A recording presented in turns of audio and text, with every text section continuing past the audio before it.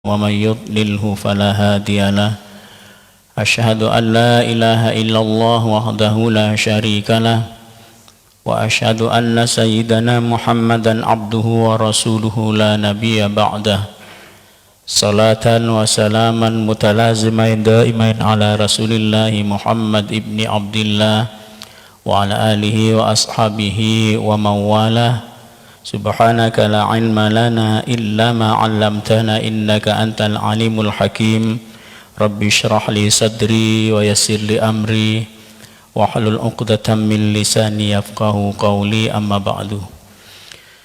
Jamaah salat subuh hadirin hadirat yang dirahmati oleh Allah Subhanahu wa taala dan yang kami hormati di pagi hari ini, mengawali jumpa kita, pertemuan kita, silaturahmi kita di pagi hari ini dengan ucapan Alhamdulillahirabbil alamin, sebagai rasa syukur kita kepada Allah Subhanahu wa taala atas segala nikmatnya, kebaikan dan bahkan hidayahnya, sehingga pagi hari ini dengan nikmat Allah kita bisa mampu untuk menjalankan perintahnya, untuk memenuhi panggilan Allah Subhanahu wa taala dalam melaksanakan salat subuh yang baru saja kita selesaikan. Mudah-mudahan saja ibadah salat subuh kita khususnya di pagi hari ini dan rangkaian amal yang kita jalani di pagi hari ini itu semuanya diterima oleh Allah Subhanahu wa taala dengan sempurna,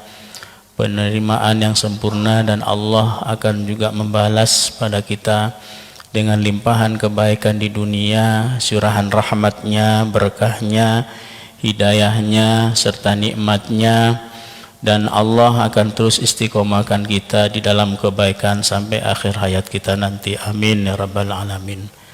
Salawat dan salam semoga terus tercurah limpahkan keharibaan junjungan Nabi besar kita Muhammad sallallahu alaihi wasallam. Semoga kita tidak bosan, tidak jenuh untuk selalu bersalawat menyebut nama Rasulullah sallallahu alaihi wasallam di setiap saatnya dalam kehidupan kita ini, dan semoga dan insya Allah salawat yang sering kita baca akan juga mendatangkan keberkahan dan rahmat serta ampunan dari Allah Subhanahu wa taala, serta salawat yang kita baca menjadi wasilah pelantara disebabkannya doa-doa kita diterima oleh Allah Subhanahu wa taala.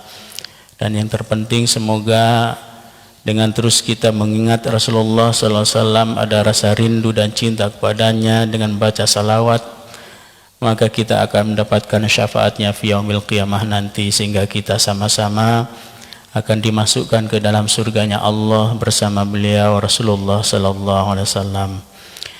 Bapak Ibu jamaah salat subuh hadirin hadirat yang dirahmati oleh Allah Subhanahu wa taala, melanjutkan ngaji kita di pagi hari ini, yaitu ngaji kitab Bidayatul Hidayah. Sebelum kita memulai, mari terlebih dahulu kita baca suratul Fatihah untuk bertawassul kepada Rasulullah SAW dan juga kepada pengarang kitab Bidayatul Hidayah, Imam Al-Ghazali.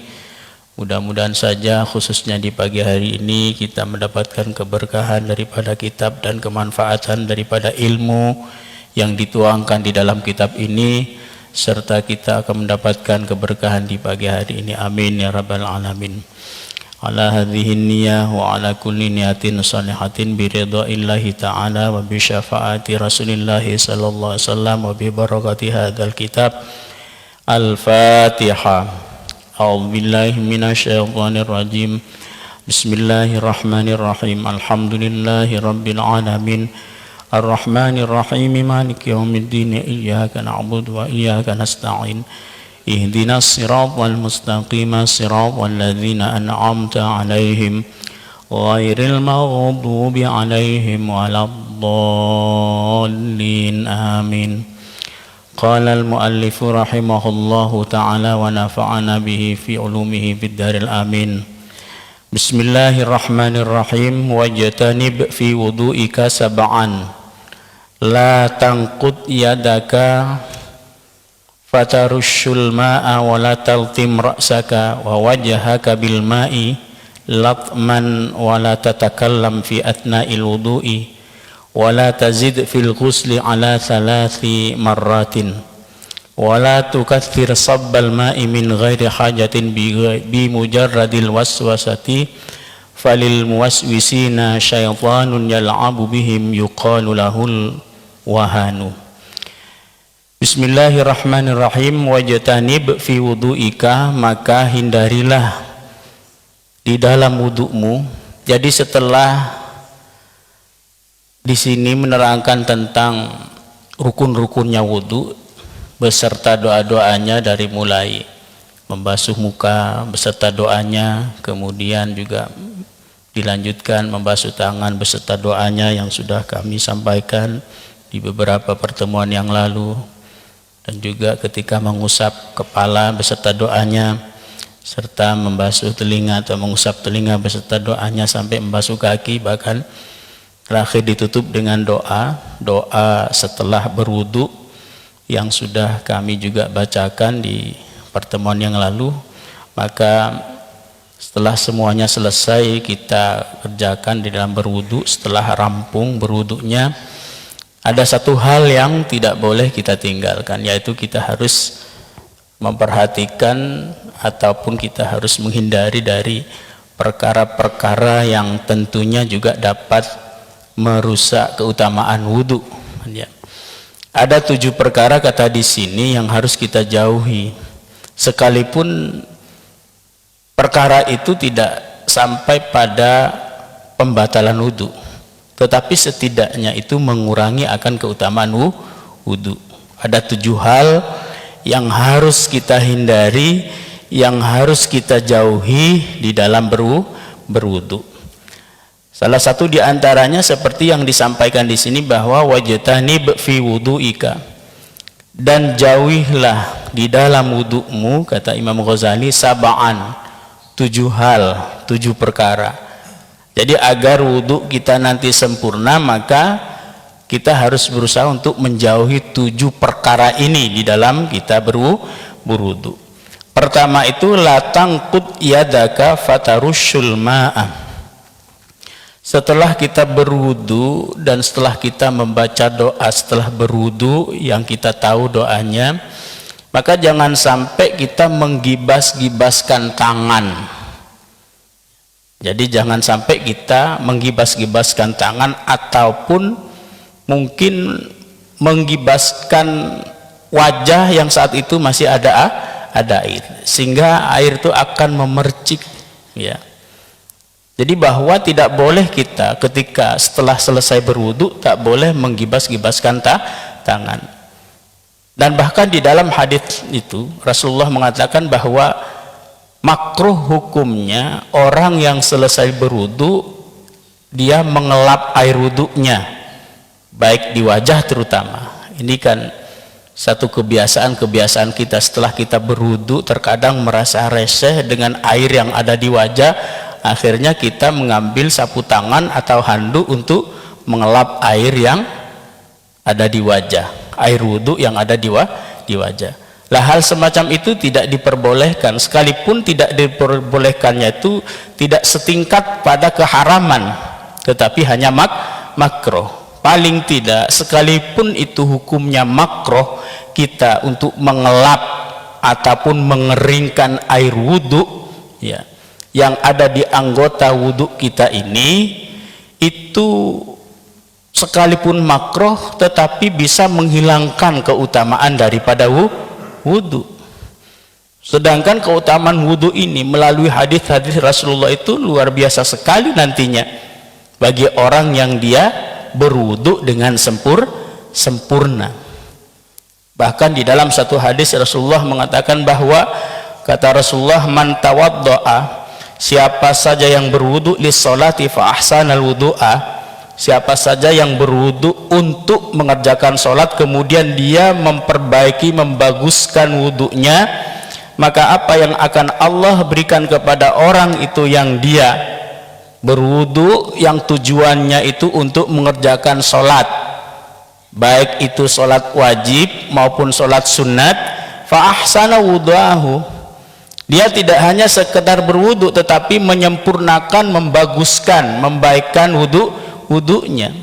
Maksudnya memperbaiki ataupun membaikkan wudunya ini ini membaikkan secara pelaksanaannya, ya, memenuhi rukun-rukunnya, batasan-batasannya seperti yang disampaikan di dalam kitab ini beserta doa-doanya, dan juga termasuk ahsana, memperbaiki, membaguskan wudunya ini tidak mengelap air wudu yang berada di anggota wudu, terutama di wajah, ya.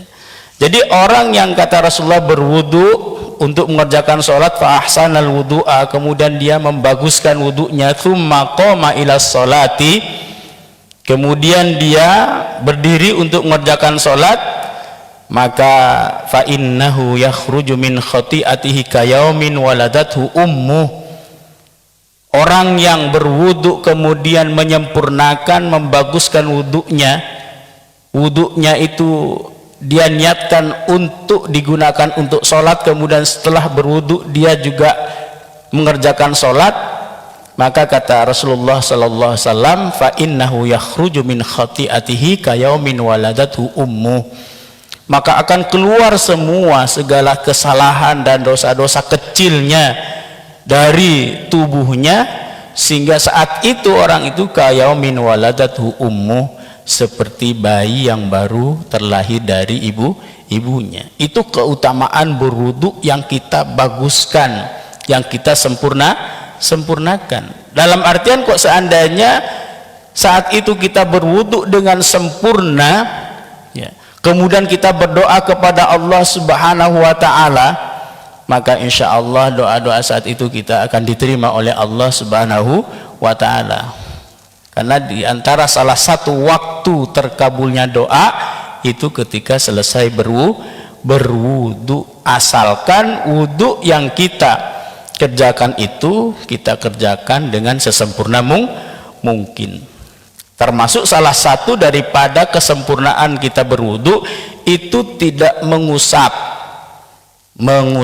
air yang ada di wajah, ataupun tidak menggibas-gibaskan tangan, ya. Setelah selesai berwudu maka tangan kita dibiarkan di situ, ya, dengan air wudu. Biarlah air wudu itu terjatuh dengan sendirinya, karena juga dalam keterangan bahwa air wudu yang terjatuh dari wajah seseorang yang dia berwudu ataupun dari tangan yang seseorang dia habis berwudu, maka setiap tetesan air wudu yang jatuh itu akan menjadi doa ampunan padanya, bahkan akan menjadi malaikat yang selalu akan mendoakan dirinya, ya.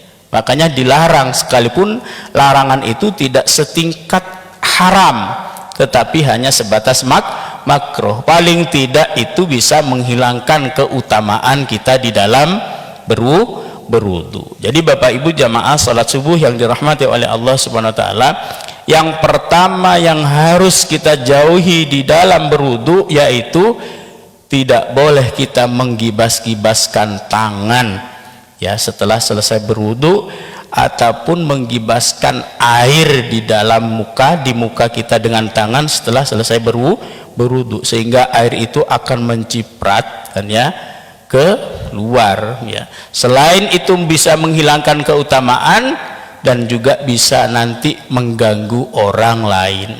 Barangkali saat itu kita berwudu di tempat umum, sehingga kalau kita menggibaskan tangan yang masih ada airnya, ya, air wudu itu akan terkena pada orang lain, dan itu juga akan mengganggu. Kemudian yang harus kita hindari di dalam berwudu itu, wala taltim ra'saka wa wajhaka bil ma'i latman. Tak boleh kita di saat berwudu itu, ketika membasuh muka terutama, itu memukul-mukulkan, kan, ya, muka. Ada seseorang terkadang dia kalau berwudu itu ketika mengambil air, dia untuk menyampaikan air ke muka itu dipukul-pukulkan gini, kan, ya. Itu juga tidak boleh. Artinya lakukanlah wudu ini sesempurna mungkin atau sesederhana mungkin. Jangan sampai itu, sekalipun mungkin kita inginnya, kan, ya, agar wudu kita mungkin sempurna, sah, ataupun saat itu kita menginginkan kita khusyuk dalam berwudu, itu jangan sampai kita melakukan perbuatan-perbuatan yang juga dilarang. Salah satu perbuatan yang dilarang di dalam berwudu, ketika membasuh muka kita memukul-mukulkan ataupun menampar-namparkan wajah kita dengan tangan di saat membasuh muka. Ada tipenya orang yang seperti itu, ada kan ya, di saat membasuh muka itu sehingga airnya kemana-mana kan ya, sampai terkadang nanti bisa menimpa orang lain yang ada di samping kanan kirinya. Biasa-biasa aja lah gitu kan ya, asalkan kita konsentrasi saat itu, khusyuk, niat, maka tuangkanlah air dari tangan itu ke muka dengan cara pelan-pelan aja. Sekiranya air itu tidak juga menciprat kemana-mana yang nantinya akan menimpa ataupun terkena kepada orang ya. Kalau kita berwudu itu dengan keras sampai memukul-mukulkan tangan ke wajah ini, maka tentunya air wudu itu dia akan kemana-mana kan ya, dan nanti akan menimpa ataupun mengena orang lain. Jadi Bapak Ibu jamaah salat subuh yang dirahmati oleh Allah Subhanahu wa taala, yang kedua itu yang harus kita hindari di dalam berwudu, selain kita harus menghindari setelah berwudu itu tidak boleh menggibas-gibaskan tangan ataupun wajah dengan tangan untuk menghilangkan air bekas wudunya. Kemudian yang kedua, tidak boleh di saat berwudu kita ketika membasuh muka terutama itu terlalu keras kan ya, untuk menyampaikan air dari tangan ke muka sehingga kelihatannya itu kita memukul-mukul wajah. Kenapa? Karena akan menyebabkan air itu akan menciprat kemana-mana sehingga akan mengenai orang yang ada di samping kanan kirinya. Itu salah satu tata krama daripada berwudu, hal yang harus kita hindari. Yang ketiga itu wala tatakallam fil asna'il wudu'i. Ketika berwudu usahakan kita jangan berbicara, jangan ngobrol, karena wudu ini bagian daripada ibadah ya. Kalau kita lagi beribadah itu maka dilarang berbicara ya, sekalipun itu hanya wudu kan ya. Apalagi dalam sholat sudah jelas bahwa orang-orang yang berbicara, ngobrol di dalam sholat itu maka sholatnya akan batal. Dalam berwudu pun juga kita dilarang, sekalipun tidak sampai membatalkan wudu. Setidaknya seperti yang kami sampaikan tadi, akan mengurangi keutamaan wudu.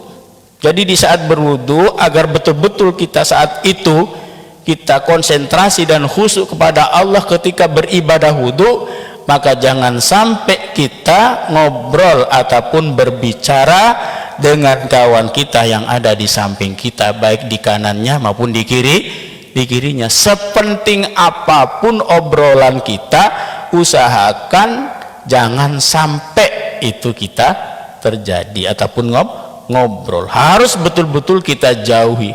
Ketika berwudu maka berhentikan dululah obrolan kita. Sekalipun mungkin sebelum berwudu itu ada obrolan yang sangat serius kan ya, mungkin tentang bisnisnya, tentang usahanya, ataupun tentang yang lain.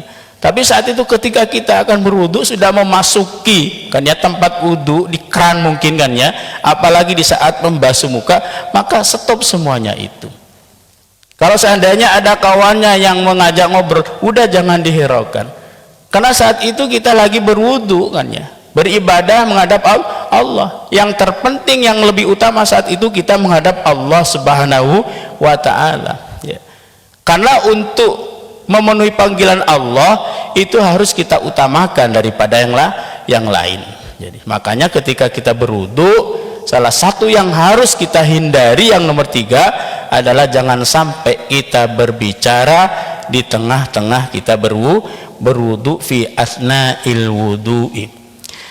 Kemudian wala tazid fil ghusli ala 3 marratin, dan usahakan jangan sampai kita melebihi daripada 3 kali dalam membasuh semua anggota wudu kan ya, baik wajahnya, tangannya, dan semuanya. Maksimalnya batasannya itu 3 kali, jangan sampai melebihi 3 kali. Karena apa? Karena kalau sampai melebihi 3 kali itu pasti dia itu ada kecenderungan was-was ya. Seharusnya sekali saja itu sudah cukup.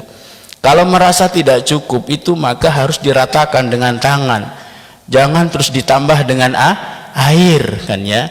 Jadi diratakan dengan tangan ini. Memang tidak akan cukup hanya sekali 2 kali kan ya, tidak akan cukup untuk membasuh ke area wajah yang menjadi batasan-batasan wudu. Mungkin masih ada kan ya, tersisa tempat-tempat yang belum tersentuh dengan air, terutama orang-orang yang dia subur rambutnya kan ya.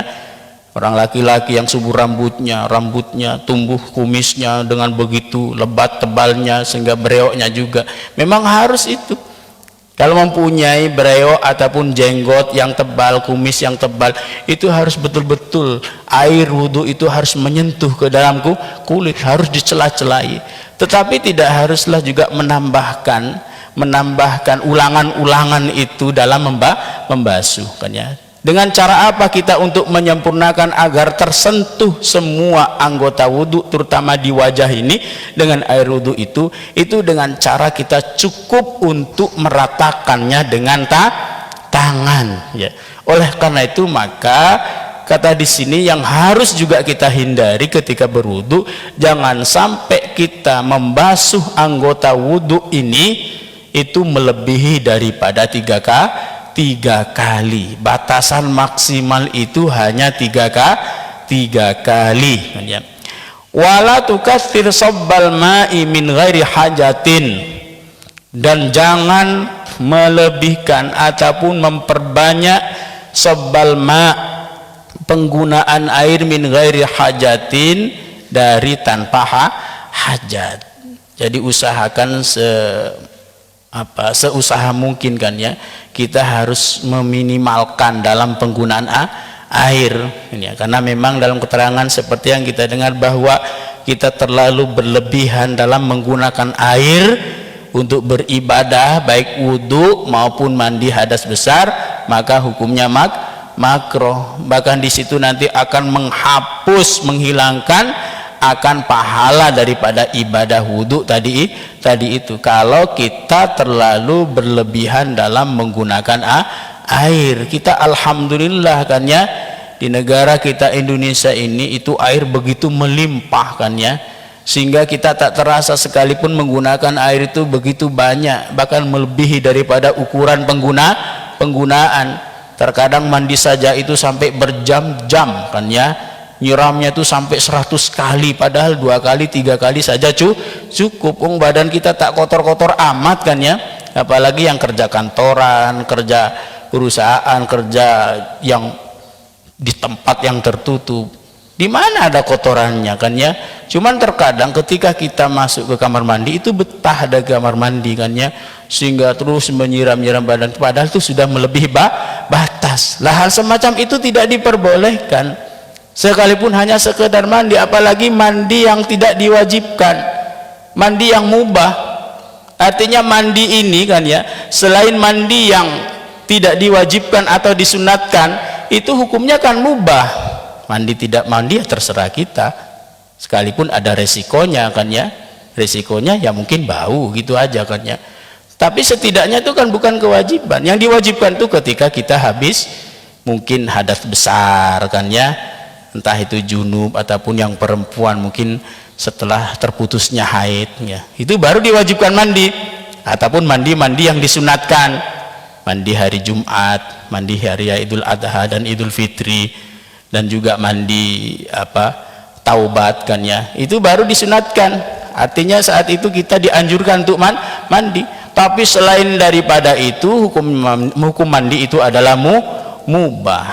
Mandi tidak mandi maka hukumnya tidak ada haramnya, tidak ada wajibnya, tidak ada sunatnya ya, hukumnya sama saja kita mau mandi mau tidak. Oleh karena itu maka jangan sampai kita berlebihan dalam menggunakan air, sekalipun mungkin air kita itu melimpah kan ya. Apalagi di Batam ini kita tak susah-susah untuk cari air, menimba air ke dalam sumur kan ya, ataupun masih mengalirkan air dari selang, dari keran sumber yang mana kan ya. kita cukup buka keran dalam bak mandi di kamar mandi kita itu, maka akan keluar air karena sudah difasilitasi kan ya di tempat kita, di daerah kita ini.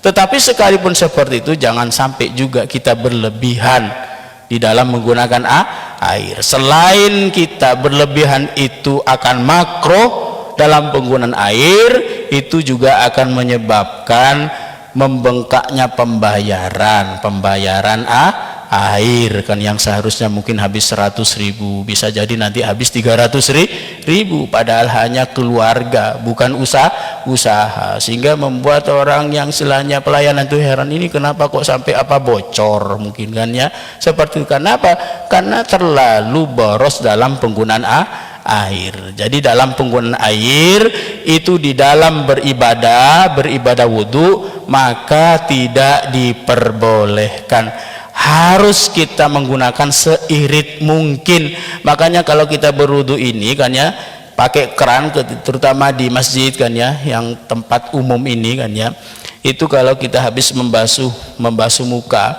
ya, masih menyempurnakan kan, itu kerannya jangan dibiarkan hidup, matikan aja dulu tuh maksudnya. Kalau kita itu masih meratakan air di wajah, biar air itu tidak terbuang kan ya, jadi kita matikan dulu kan ya, kemudian setelah ingin melanjutkan membasuh anggota wudhu yang lainnya ke tangan, baru kita hidupkan lagi, biar air itu tidak terbuang-buang.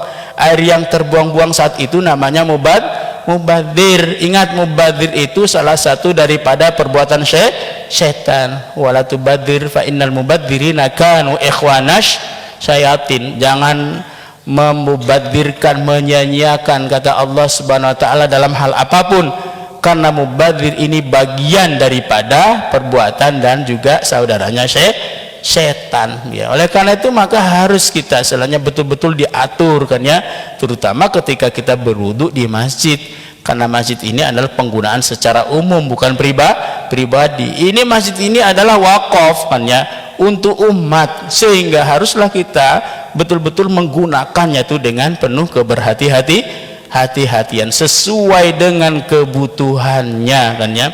Bapak Ibu jamaah salat subuh yang dirahmati oleh Allah Subhanahu wa taala. Jadi kata di sini bahwa tidak boleh kita terlalu boros-borosan dalam penggunaan air min ghairi hajatin, tanpa hajat, bimujarradil waswasati, karena hanya was-was. Biasanya orang-orang yang terlalu banyak menggunakan air itu, terutama dalam berwudu, itu was-was, merasa istilahnya belum sempurna, dibasuh lagi sampai membasuh wajahnya saja itu 15 menit ya dalam kan. Masa membasuh wajah itu sampai 15 menit kan ya? Ya kenapa? Karena tak jadi itu kan ya. Dalam berniatnya saja itu berulang-ulang nawait terus sampai 10 menit, sehingga dikenal haji nawet nanti kan ya. Kenapa? Karena was-was kan ya. Maka was-was itu harus dihilangkan ya. Kenapa? Karena was-was ini adalah gangguan daripada setan. Baru berwudunya saja sudah diganggu oleh setan, apalagi sholatnya kan, itu yang menjadi ukuran ya. Makanya harus betul-betul kita ini kan ya, harus menjaga kan ya. Udahlah selanya keyakinan itu harus kita tanam kan ya.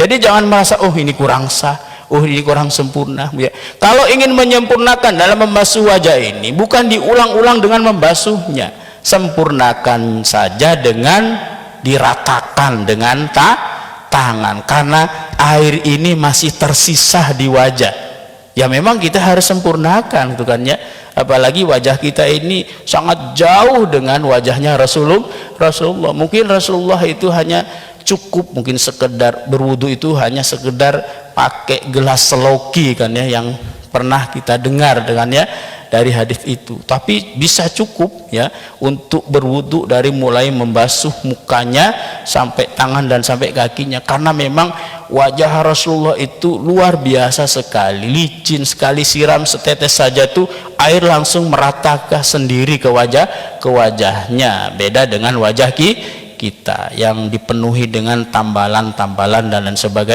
sebagainya. Jadi Bapak Ibu jamaah salat subuh yang dirahmati oleh Allah SWT, maka haruslah kita menghindari dari berlebihannya menggunakan air karena waswas. Falil muwaswisina syaitanun yal'abu bihim yuqalu lahul walhan. Karena bagi orang-orang yang waswas itu diganggu oleh setan, dimain-mainkan setan, setan itu bernama walhan. Jadi kalau ada orang yang was-was, berarti saat itu dia lagi dimain-mainin setan. Setan yang suka mengganggu seseorang untuk was-was itu namanya setan walhan. Ada setan walhannya saat itu yang mengganggu dia. Ketika ada seseorang yang was-was dalam ibadah apapun, wudu, juga sampai membasuh muka itu berulang-ulang kan ya, kemudian juga membasuh tangan berulang-ulang, kemudian juga was-was di dalam sholat kan ya, takbirnya tak jadi-jadi kan ya, sampai diulang-ulang takbirnya kan ya, itu diganggu, dimain-mainin oleh setan. Setan itu bernama walhan. Makanya di saat kita mau berwudu, di saat kita mau sholat, maka minta perlindungan kepada Allah Subhanahu wa ta'ala kan ya. Ya Allah, jauhkanlah kami dari setan yang suka mengganggu, mewas-waskan kami itu dalam beribadah. Sehingga di dalam Al-Quran pun juga kita diajarkan oleh Allah dalam untuk berlindung dari godaan setan. Rabbi inni a'udzubika min hamazatish syayatin, agar Allah menjauhkan dari kita ini di saat beribadah, terutama dari hamazatis syayatin, dari gangguan setan. Karena kewaswasan di dalam beribadah hanyalah diganggu oleh setan. Setan itu bernama walhan. Wala tatawaddo bil ma, kemudian janganlah kita berwudu dengan air al-musyammas, air yang dipanaskan. Makanya menggunakan air yang panas itu hukumnya makruh. Baik air yang dipanaskan secara alami seperti terkena sinaran matahari, maupun kita panaskan secara kita panaskan sendiri kan ya, menggunakan mungkin pemanas di rumah, kompor, menggodok air kan ya. Itu jangan sampai air yang masih panas kita gunakan untuk berwudu. Kenapa? Karena sekalipun wudunya sah, tetapi hukumnya makruh. Wala fil awanil sufriyati, dan juga jangan sampai menggunakan air yang berada di wadah yang disempuh dengan emas. Jadi juga dalam fikih tidak boleh kan ya, menggunakan wadah itu yang terbuat dari emas ataupun yang tersempuh dari emas, karena itu semuanya hanyalah berlebihan kan ya, di dalam kita menggunakan alat-alat dalam hidup itu berlebihan, sehingga kita dimakruhkan. Sama saja ketika kita itu dimakruhkan menggunakan kain sutra yang berlebihan. Kalau hanya sutranya itu sekedar campuran berapa persen, mungkin 20%, seperti sarung-sarungannya, ada sarung-sarung seperti BHS, Donggala, itu kan ada sutranya, bahannya kan ya, tapi tidak sampai pada 60%, mungkin hanya 20%, itu diperbolehkan kan ya. Tapi yang sutranya murni itu dilarang. Kenapa? Karena berlebihan. Bahkan kata Rasulullah, orang yang menggunakan kain sutra di dalam hidupnya, maka nanti Allah tidak akan bagikan kepadanya sutra itu di dalam surga, karena itu terlalu berlebihan kan ya. Tidak boleh. Seperti penggunaan perhiasan emas pada orang laki-laki itu berlebihan. Karena apa? Penggunaan emas, perhiasan itu hanya diperbolehkan untuk orang perempuan. Jadi hal-hal seperti itu juga harus kita hindari. Jadi Bapak Ibu jamaah salat subuh yang dirahmati oleh Allah SWT, tak boleh kita menggunakan wadah dari emas atau sabun emas yang digunakan untuk berwudu. Fahadhihi sab'atu makruhatun, kesemuanya ini, ketujuh-tujuhnya ini yang harus kita hindari dari atas kan ya. Yang pertama, tidak boleh kita menggibaskan air setelah berwudu. Kemudian juga tidak boleh memukul-mukulkan ke wajah kan ya ketika membasuh muka, dan juga tidak boleh kita berbicara di saat berwudu, tidak boleh kita melebihi daripada 3 kali ketika membasuhnya, dan tidak boleh juga memperbanyak menggunakan air berboros-borosan selain hajat, serta tidak boleh kita juga berwudu dengan air yang panas, dan juga tidak boleh kita berwudu di wadah yang terbuat dari emas dan perak. Semuanya itu makruhatun, itu makruh. Seperti yang kami sampaikan tadi, bahwa ada 7 perkara yang harus kita hindari di dalam berwudu. Semuanya itu bukan membatalkan wudunya, bukan tarapan tingkatan sampai membatalkan wudu, tetapi hanya dimakruhkan. Sekalipun dimakruhkan, paling tidak itu menghilangkan daripada keutamaan pahala berwudu. Yang pahala berwudu itu, kata Rasulullah, siapa saja yang berwudu kemudian menyempurnakannya dan dia menuju setelah wudu untuk sholat, maka Allah akan menghapus dosanya seperti dia bayi yang terlahir dari ibunya. Artinya saat itu bersih dari segala dosa dan kesalahan, kan ya. Kemudian kata di sini, wa fil khabar, dan di dalam satu hadis, innaman dzakarallaha 'inda wudu'ihi tahharallahu jasadahu kullahu wa man lam yadhkurillah lam yatatahhar minhu illa ma'an asabahul ma, illa ma asabahul ma. Jadi dalam satu hadis Rasulullah menyampaikan bahwa siapa saja yang dia ingat kepada Allah, berzikir kepada Allah di saat berwudu, taharallahu jasadahu, maka Allah akan membersihkan jasadnya, akan mensucikan jasadnya, tubuhnya dari segala dosa-dosa. Wa man lam yadhkurillaha, dan siapa saja yang tidak ingat kepada Allah di saat berwudu, tentunya ketika berwudu dia ngobrol, lam yatatahhar minhu illa ma asabahul ma. Wudu ini tidak akan bisa membersihkan dirinya dari dosa kecuali dia hanya menggunakan air saja. Jadi kata Rasulullah, siapa saja yang berwudu dia ingat kepada Allah, di saat dia berwudu dia khusyuk dengan wudunya, dia ingat pada Allah, tidak ingat dengan yang lainnya. Apalagi di saat wudunya dia sampai ngobrol dengan kawannya, kan ya. Orang yang dia di saat berwudu itu dia konsentrasi dan ingat kepada Allah, maka Allah itu akan membersihkan dirinya dari segala dosa dan kesalahan, dan juga membersihkan dirinya dari kesialan, keburukan, ya, keburukan apapun yang ada di dalam dirinya diangkat oleh Allah Subhanahu wa taala, dibersihkan. Tetapi orang yang di saat dia berwudu tidak ingat kepada Allah, mungkin di saat berwudu dia ngobrol, maka air wudu itu tidak akan memberikan manfaat padanya kecuali hanya dia menggunakan air biasa. Artinya tidak ada pahalanya. Agar wudu kita itu mendapatkan pahala dari Allah dan keutamaan berwudu bisa membersihkan diri kita dari dosa, kesalahan, kesialan, keburukan yang menimpa pada kita, maka lakukanlah wudu ini dengan cara khusyuk, karena wudu ini bagian daripada ibadah. Maka insya Allah itulah nanti wudu kita yang akan nanti mengantarkan kita untuk khusyuk di dalam sholat. Jadi salah satu cara kita agar sholat kita khusyuk, maka sempurnakanlah wudunya. Baik kesempurnaannya itu dalam pelaksanaannya, hindari perkara-perkara yang dilarang. 7 perkara tadi itu yang kami sebutkan. Ya, mudah-mudahan saja selama ini wudu yang kita kerjakan untuk sholat itu semuanya diterima oleh Allah Subhanahu wa taala, dan semoga saja kita oleh Allah terus disempurnakan di dalam beribadah, ibadah apapun, dan semoga segala amal ibadah kita diterima oleh Allah Subhanahu wa taala. Al-Fatihah.